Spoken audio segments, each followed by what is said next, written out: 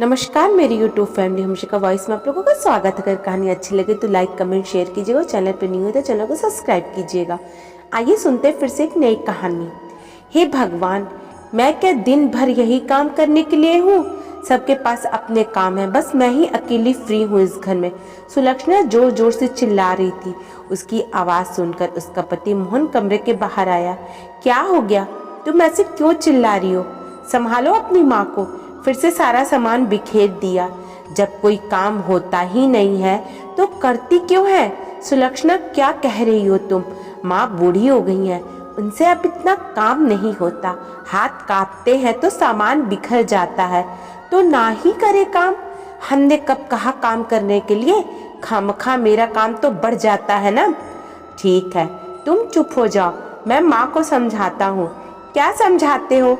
एक तो सूरज और सुमित्रा ने वैसे ही दिमाग खराब करके रखा है, ऊपर से माँ। क्या करूँ, कुछ समझ में नहीं आता। तुम बस शांति बनाए रखो, नहीं तो बीमार पड़ जाओगी। बाकी मैं देखता हूँ, कहकर मोहन माँ के कमरे में चला गया। देखा तो माँ कमरे की खिड़की के पास बैठी हुई खिड़की में से बाहर झांक रही थी और खुश हो रही थी। कभी ताली बजाती तो कभी उदास हो जाती।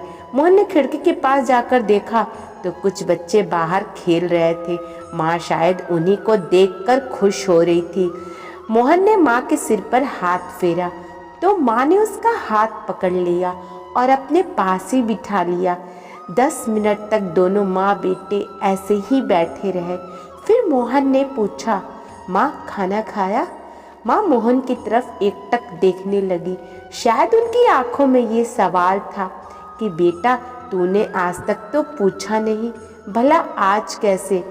मोहन माँ के इस सवाल को समझ चुका था। मन ही मन ग्लानि करते हुए मोहन ने दोबारा पूछा, माँ तुमने खाना खाया?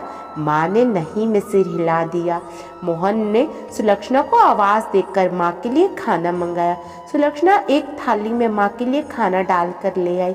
माँ थाली लेने के लिए हाथ आगे बढ़ाने लगी तो मोहन ने थाली अपने हाथ में ले ली। आज मैं अपनी माँ को खुद खाना खिलाऊंगा, जैसे माँ बचपन में खिलाती थी। माँ अभी भी एकटक मोहन को देखे जा रही थी, पर कुछ कह नहीं रही थी, बस मोहन को गौर से देख रही थी। जानता हूँ बहुत इंतज़ार करवाया है, पर अब नहीं। अब हर रोज़ थोड़ी देर ही सही, मैं अपनी माँ के साथ कुछ वक्त ज़रूर बिताऊंगा। माँ मुस्कुरा दी। मोहन ने खाना खिलाया और माँ को लिटाकर अपने कमरे में आ गया, जहाँ सुलक्षणा पहले से ही बैठी हुई थी। माँ सो गई? नहीं, बस अभी लिटा कर आया हूँ, सो जाएंगी। पता है वो मुझे पहचान नहीं पा रही है, पर फिर भी आज माँ के चेहरे पर सुकून था। क्यों नहीं होगा? एक माँ तो अपने बच्चे के इर्द गिर्द ही अपनी पूरी दुनिया बसा लेती है। जब वो दुनिया उसे छोड़कर जाती है ना, तो ऐसा लगता है कि सब कुछ छूट गया है, बस जान निकलना बाकी रहता है। और जब तक वो दुनिया उसके पास लौट कर आती है तो उसके मृत प्राय शरीर के अंदर जैसे किसी ने जान फूंक दी हो, वो वापस जिंदा हो जाती है। कहते कहते सुलक्षणा की आंखों में आंसू आ गए। तुम सूरज को याद कर रही हो? माँ हूँ। अब जाकर एहसास हुआ कि मैंने अपनी सास से क्या क्या छीना था, जब मेरा बेटा मेरी बहू छीन कर ले गई। सच, हमारे कर्म वापस लौट कर आ रहे हैं। भगवान के लिए अब तो मत रो। जब समझना चाहिए था तब हम लोग समझे नहीं। अब आज जब बेटा बहू घर से गया है तब जाकर समझ में आ रहा है कि हम कितने गलत थे। गलती तुम्हारी अकेले की कहाँ थी? मैं तो बेटा होकर भी नहीं समझ पाया, जो अपनी बीमार और बूढ़ी माँ को वृद्धा आश्रम छोड़कर आ गया। मोहन को याद हो आया वो दिन जब वो अपनी बूढ़ी माँ को वृद्ध आश्रम छोड़ कर के आया था। कारण सिर्फ इतना सा था कि माँ अब बूढ़ी हो चुकी है। पिताजी के जाने के बाद उनसे अब ना पहले जितना काम होता था और ना ही घर की देखभाल, इसलिए अपने बेटे बहू को वो बोझ लगने लगी थी।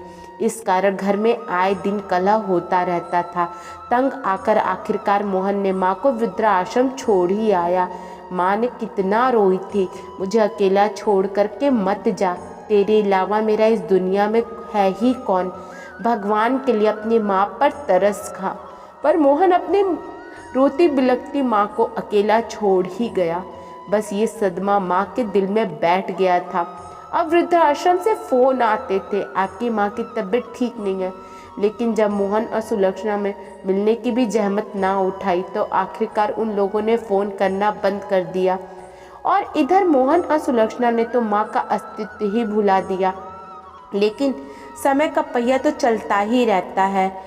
आज आप जवान हो तो कल आप भी बूढ़े होगे। आखिर इतने सालों बाद खुद के बेटे बहू ने सिर्फ इसलिए अपनी अलग दुनिया बसा ली। हमसे बूढ़े लोग की सेवा नहीं होती है। तब जाकर एहसास हुआ कि उन्होंने माँ के साथ कितना गलत कर्म किया था। जब दिल नहीं माना तो आखिरकार एक दिन माँ को ढूंढते हुए वृद्धाश्रम पहुँच ही गए। जाकर देखा तो माँ अब सिर्फ हड्डियों का पंजर रह गई थी। ना कोई होश था और ना ही कोई जिंदा रहने की ललक। हाथ पैर पहले से भी ज़्यादा कांपने लगे थे। किसी से कुछ कहती नहीं, चुपचाप सी रहती। जैसे तैसे माँ को लेकर घर आए। माँ को लाए हुए भी अभी 1 महीने से ऊपर हो चुके थे, पर अब भी वो मोहन को पहचानती नहीं थी। बस एक चीज़ थी, माँ सबसे ज़्यादा खुश होती थी जब आसपास के छोटे बच्चों को खेलते हुए देखती थी। अचानक गिलास गिरने की आवाज़ से मोहन की तृंदा टूटी। सुलक्षणा और मोहन दोनों उठकर माँ के कमरे में गए। देखा तो गिलास भरा पानी फैला हुआ था। माँ एक कपड़ा लेकर पानी से साफ करने लगी, कोशिश कर रही थी। रहने दो माँ, हम साफ कर लेंगे। मेरा मोहन खेलते हुए फिसल जाएगा, बहुत मस्ती करता है। माँ बराबर बड़बड़ाई जा रही थी। देखकर मोहन की आंखों में आंसू आ गए। सुलक्षणा की भी निगाहें नीची हो गई। माँ सब कुछ भूल चुकी थी, बस नहीं भूली थी कि यह वो की माँ है। माँ होने का एहसास अभी तक जिंदा है। सच है, माँ बूढ़ी होती है, पर माँ होने का एहसास कभी बूढ़ा नहीं होता है। दोस्तों, अगर आपको कहानी अच्छी लगे तो लाइक कमेंट शेयर कीजिएगा और चैनल पर नहीं हो तो चैनल हमारा सब्सक्राइब कीजिएगा। धन्यवाद।